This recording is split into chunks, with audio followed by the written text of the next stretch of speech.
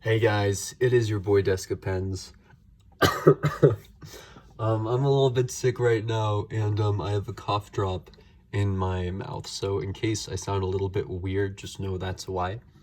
And I honestly just need this right now. Okay, I just had a weird day today, and I'm just like, okay, I need my people. I need to record this. I need to talk about this because today we actually have a very, very fun pen. Boom! We have ourselves a Lamy Safari. So, as some of you may remember, I did the wonderful Lamy All-Star fountain pen. And to be honest, I was very intrigued by it, and I thought it was kind of interesting. And it wasn't mine. So I don't have this here actually, or I don't have it here actually. It was my wonderful roommate's it was my former roommate Alvin. It was his pen. And so, he just asked me, hey, would you look at this and review this? And I was like, yeah, sure. And I liked it, but I have to say I've kind of grown a little on like lightweight fountain pens. In fact, I'm thinking about doing like a little video on them, kind of talking about like the value behind a really lightweight fountain pen and like what my experiences have been with them. But anyway, aside from that, I wrote with the Lamy Safari, and aside from it being a little too heavy for me, I didn't necessarily like the medium. I liked the gold part of the nib. I did. And this one this one is a steel, right? But I didn't like the medium. And so because of that, I decided to get the broad. And that was something that my wonderful boy Alvin said. He's like, if you don't like the medium, the broad is going to be a lot smoother for you, and you should probably go for that. And so I got it, and sure enough, it certainly is. And in fact, we'll just do some writing right now. As you can see, I got this beautiful Nemosine paper, and it is like almost finished. We are kind of down to our last few pages. So I'll just do some writing, Lamy. And yeah, you see, this is so smooth that I found a gold nib on Amazon, and I know these things are interchangeable, and yes, I am thinking about it.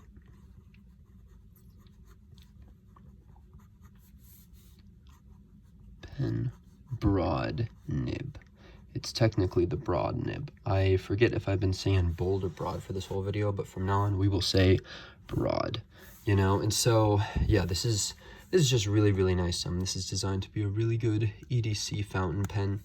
Up here, right here, we have this kind of beautiful sort of cross section up on the top, which signifies that that it is a fountain pen. And here we kind of have this little part, and you'd think that this part right here would move around, but it does not. We have the Lamy logo, which is kind of cool. It kind of has an interesting matte look to it. Usually when it's dark, it's a little more difficult to see, but as soon as you get some light on it, you can see it. And I just think that it makes it look all the more cool, Ooh, and I'm gonna go ahead and just booyakasha. This right here, this is gonna be our thumbnail.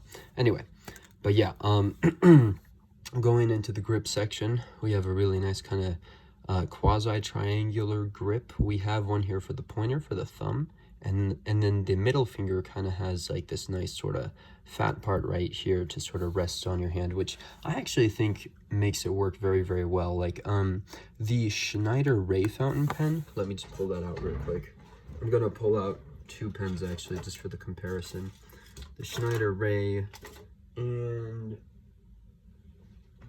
the Pilot Explorer. A Schneider Ray fountain pen kind of has like a grip right here, and then another grip right here. It's all kind of flat, it's very triangular. I don't think that that's bad, honestly, but I have to say that there is something to the Lamy grip that actually makes it very, very nice. And like I've known about the Safari for a really long time. I've kind of been hesitant to grab it though, just because writing with it in the medium nib, I just kind of felt like it was a little too fine for me, and I just didn't like that. And then Alvin said, like, look, you honestly need to try it out in the broad just to kind of see it and stuff. And I was like, you know what, let me just go ahead and do that. And so I grabbed it, and I don't think I have any regrets. There's a nice gold broad nib on Amazon that's like $100. I am seriously considering that right now. in regards to the ink that I'm writing with. It came with a very nice cartridge, and you know, I have enough converters and enough pens that I was like, I just want to, you know, kind of write with the cartridges for now. Maybe I'll grab a converter for it one day, maybe not. But you know, I do like this blue Lamy ink. I actually think it looks really, really good. I should try a little highlighter test on it, maybe. Maybe not. Honestly, with fountain pens, I don't think that I'm going to do that. Just because I think that, you know, I think it's kind of pointless unless there's like a specific ink that is like, you know, like talked about being waterproof, kind of like Noodler's 54th Massachusetts or something, you know. Let's see. So yeah, we've done a little skip test. Let's do a little smear test. So a little bit of smearing. The ink isn't necessarily the wettest in the world. It kind of makes me think of like a gel pen, honestly, you know. But you know what? We'll just try a little highlighter anyway. I want to go green though. Get it? Go green. Anyway, okay, highlighter. Oh, you see, that is just so smooth. It's shocking how smooth it is. Yeah, yeah. We'll talk about price in like a minute. Oh, yeah, okay. It's not your highlighter guy. Let's go kind of the oldest ink. Yeah, see. Still smears. So not the most water resistant of inks, but at the same time, you can always underline, you know, just go like, oh, I need something to stand out. Boom, whoop, boom, there it is. Like, you could always do that. Always. But yeah, in the meantime, though, what I'll say is that, you know, this is just a really fine, a really nice, broad fountain pen. Yeah, it's definitely something that, that I have really enjoyed. In terms of the price behind this pen right here was about 20. Well, so on Amazon, this exact model, this kind of black with some chrome accents, it's about $18 after tax. It was 20, so you know, basically 20. But yeah, I mean, I'm glad that I got it with this really nice broad nib. I was debating between this one and then another one that was kind of in this really nice, like, I guess like matte black finish. You know, it's like this was black, everything was black, and it almost looked like a really good looking like Cerakote version.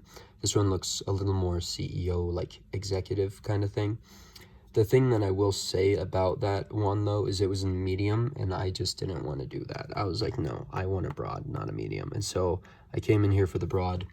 Some other features on it, we have a really nice ink window. So right here, this little kind of I guess black part that's sort of like coming through a little bit, that is our cartridge, you know. So definitely don't take a little pen or a little, you know, needle or something and try and poke that, because ink's going to start to leak out. But you know, the reason why we have that there is so we can kind of see how far along the refill is. And I just got it today. It's currently down there. There's some stuff up here. Something cool about about the Lamy Safari, and Schneider kind of had a similar way to doing this, but it kind of involved two of their cartridges. But with the Safari, it first comes with one of those with like a really interesting like cardboard ring, basically, that kind of goes around here. And what you do is you take it, you remove it, and then you just kind of put the cartridge like in here, and then as you screw it on, at some point the friction makes the sucker snap right into the nib.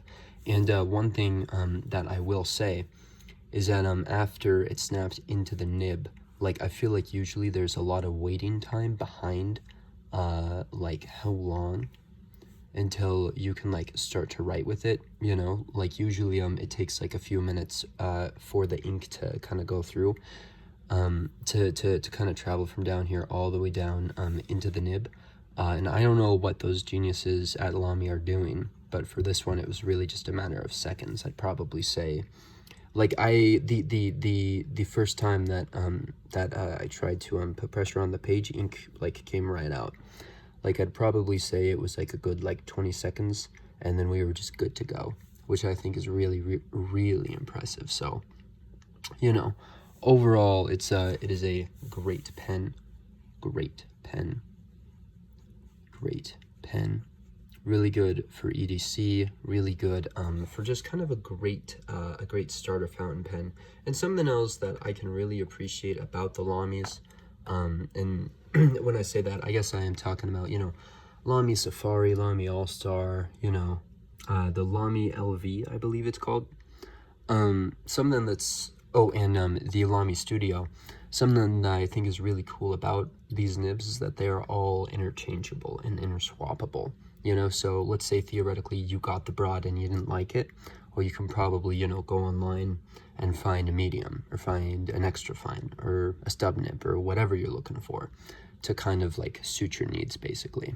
And so yeah, so I mean, this is overall just really nice, a really good piece of German engineering right here. The clip is very strong. I used to think, well, I felt like it looked sort of tacky, and then I just tried to play with this, and it's like, it's really tight. And so it makes it really nice for traveling, because you kind of have that peace of mind when you clip it onto your jeans, or you clip it onto a notebook. You know it's probably just not going to go anywhere. So anyway, this is the Lamy Safari. Hope you guys enjoy it. Pick one up on Amazon, and have a great day.